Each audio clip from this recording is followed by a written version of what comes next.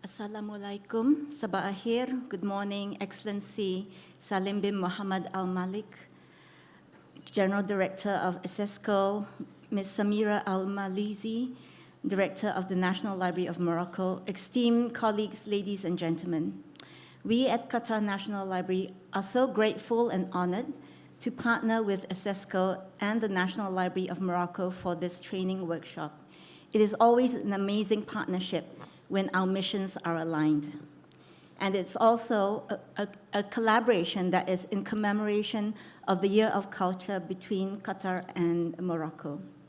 We are also delighted to see many colleagues from different parts of the region here. This training workshop reflects something larger than any one of us, our shared responsibility to preserve and protect our cultural heritage, a duty that transcends borders and cultures. The Qatar National Library was envisioned as a place where we are not just one of the custodians of documentary heritage of Qatar, but also one deeply committed to collaborating with other cultural organizations to protect the cultural heritage of the region. In 2015, we were selected by the International Federation of Library Associations, IFLA, to serve as the Preservation and Conservation Center for the MENA region. Since then, we have collaborated with others to organize numerous workshops, training courses, and lectures aimed at strengthening the capacities of cultural professionals across the region. As professionals working in the culture field, we understand that heritage items are more than relics of the past. They form the foundation of our identity and collective memory. As a library, our focus at QNL is primarily on documentary heritage, which encompasses a diverse range of media, manuscripts, books, audiovisual records, and digital archives. Each of these formats presents its own unique sets of challenges in terms of preservation and accessibility, challenges that we must meet to ensure that future generations can learn from and be inspired by them. Over the last 9 years, more than 4,000 professionals have participated in our programs aimed at developing essential skills in preventive conservation, disaster preparedness, and digital preservation. But our role expands beyond capacity building. When cultural institutions across the region face crisis, whether natural disasters or man-made conflicts, QNL has been there collaborating with international partners to help provide immediate support. Sadly, the MENA region has faced more than its fair share of war, social unrest, displacement, and economic hardship. These difficult conditions can lead to the tragic looting of cultural heritage, sometimes driven by desperation, other times exploited by organized criminal networks and terrorist groups. When we lose our cultural heritage, we lose pieces of our identity, our memories, and our history. As Excellency mentioned, the exact value of illicit trade in cultural property has not really been quantified, so there are estimates that suggest it's been around $3 billion to as much as 6 to 8 billion annually. It is a very lucrative form of illegal trade.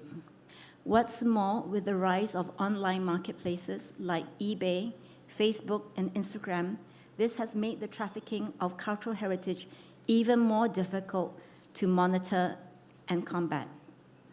Our region's documentary heritage has been particularly vulnerable, often going unnoticed due to its portability and inconspicuous nature of these items.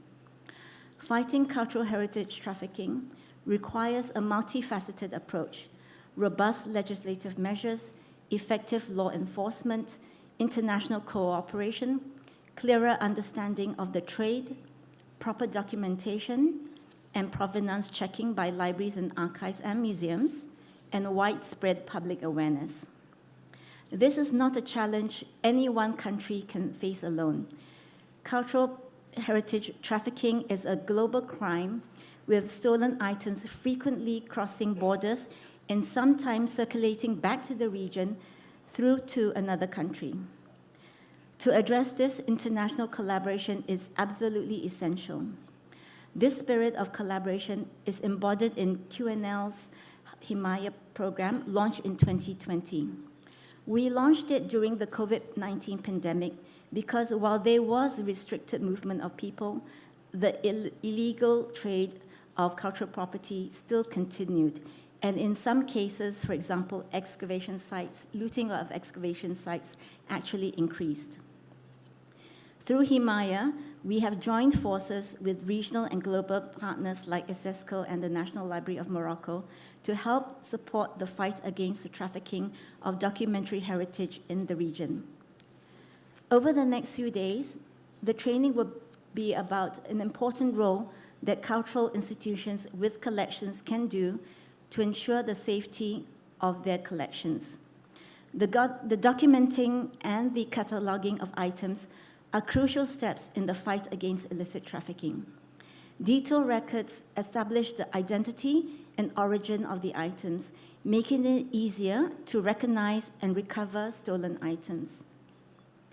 Comprehensive cataloging also enables institutions to assess the collection and implement appropriate security measures. The lists with visuals could be shared with law enforcement, custom officers, and scholars in looking out for these items.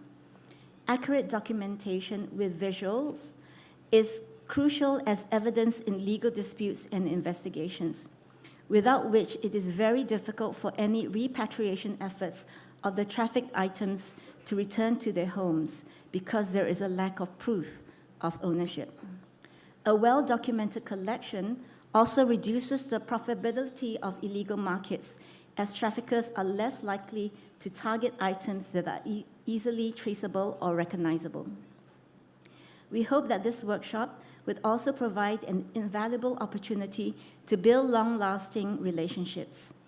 The connections made here will hopefully become a network of allies in order to fulfill our joint responsibility.